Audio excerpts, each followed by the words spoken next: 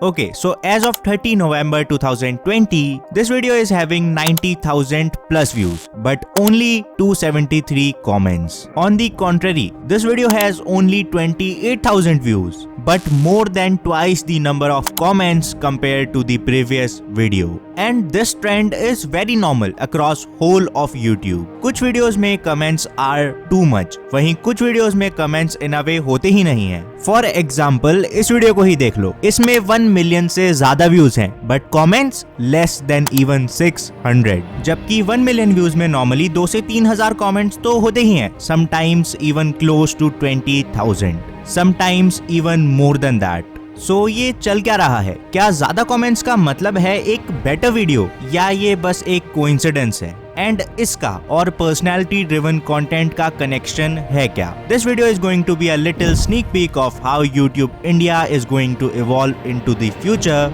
And future में कैसा content ज्यादा चलने वाला है। So let's talk about the rise of personality-driven content in India, featuring Simon Says, Dank Rishu, Riya Gogoi, and Papa Ocas. So before I talk about the main topic, ध्यान से सुनो। This video is again one of those experimental videos, and इसमें mostly मेरे opinions and predictions ही हैं, and all that based on my current knowledge, which may change anytime. So take it as an experimental and thought-provoking video, nothing else. Learn what is useful, discard what is not.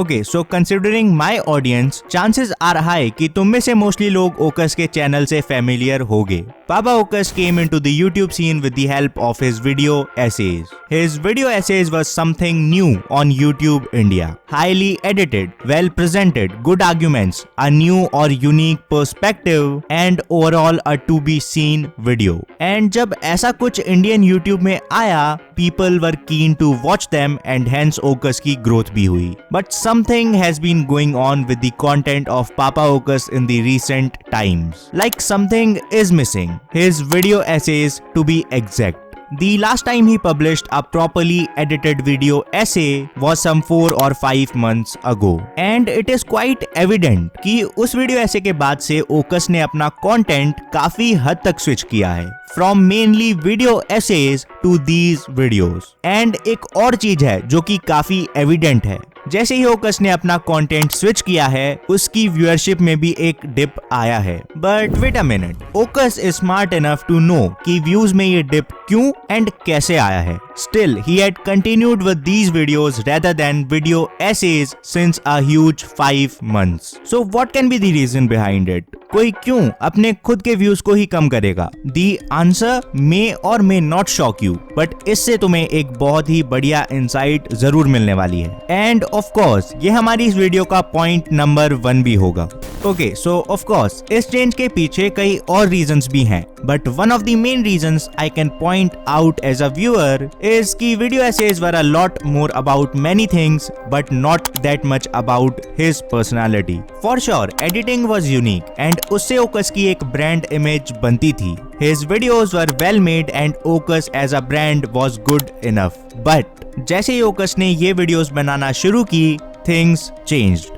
Views कम तो हुए, but अब जो views आ रहे थे that was his core audience, एक ऐसी audience which wants to सी ओकस, doesn't matter what he makes. I mean content does matter and number 1 तो वही है, but you get my point. This time it was more about Ocas than the videos. PewDiePie is a great example of personality driven content. Although I haven't seen much of him, but जितना मुझे पता है, his videos are about PewDiePie talking anything and his audience loves it. Because it's not about the topic but the person.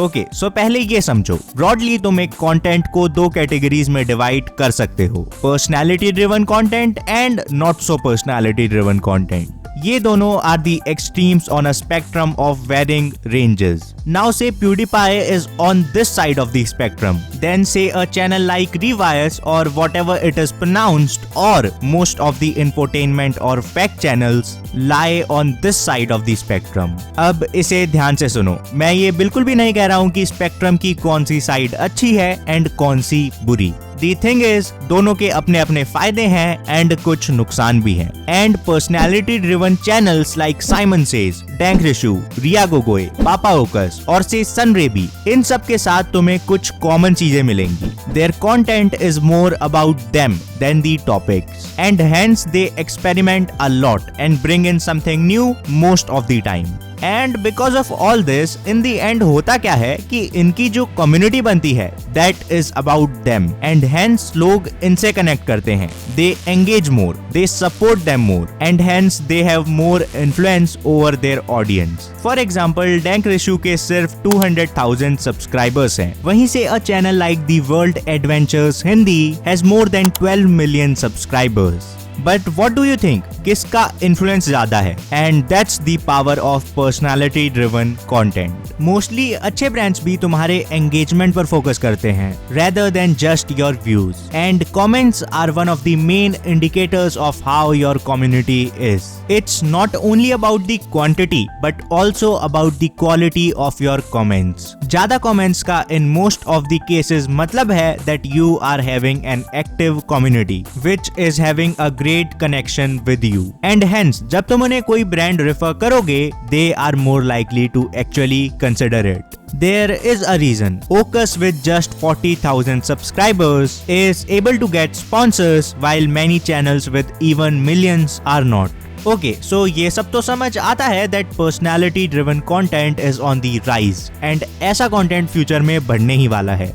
But how do you know that you are on the right path of successfully building personality driven content? तो देखो, it's simple. Personality driven content and non personality driven content में उतना ही फर्क है जितना MythPat and बाकी किसी normal gamer में, जितना रिया गोगोई और से a channel like Rewires में, जितना फर्क डैंक रिशु, साइमन सेज, इन सब के कंटेंट में एंड बाकी big but not so famous roasters में. ऑल्दो यहाँ पे मैं किसी का नाम नहीं लेने वाला हूँ. एंड इन दोनों कंटेंट के बीच में फर्क निकालना इतना भी कोई मुश्किल नहीं है. Although I personally don't have any strict parameters for that. But थोड़ा अवेयर होकर you can easily identify a piece of personality driven content. Comments ज्यादा या कम होने के कई और रीजंस भी हो सकते हैं जिसके बारे में मैं फ्यूचर में एक वीडियो जरूर बनाऊंगा. बट स्टिल थोड़ा कॉमन सेंस लगाकर तुम पता कर सकते हो कि कब कम कमेंट्स का मतलब लैक ऑफ पर्सनैलिटी हो सकता है. दी थिंग इज, जब तुम्हारे चैनल में सेंट्रल फिगर तुम होते हो, people care more about you rather than the content and hence engage more every time regardless of the topic.